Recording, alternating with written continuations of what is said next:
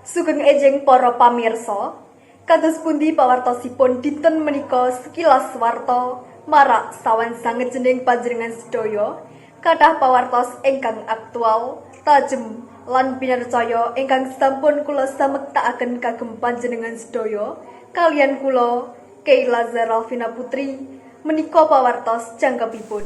Lindhu kanthi magnitudo 6, gangsal ngegirisi wilayah Tuban ing dina Jemuah 21 Maret 2021 jam gangsal 11.50 WIB. Ing 130 km sisih lor wetan Tuban, Jawa Wetan, kanthi ambane 12 km.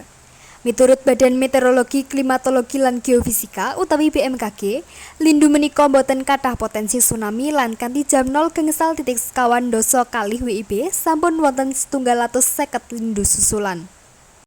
Lindhu puniki njalari warga padha kupuh lan medal saking griyanipun. Lindhu boten namung dirasakaken ing Tuban nanging uga dirasakaken ing 21 kabupaten lan 7 pulau ing Jawa. Kathah bangunan ingkang risak lan kalih korban tatu uga 9.600 korban kedah dievakuasi. Pemerintah nyigeni warga Tuban supados tetep tenang lan waspada marang potensi lindhu susulan.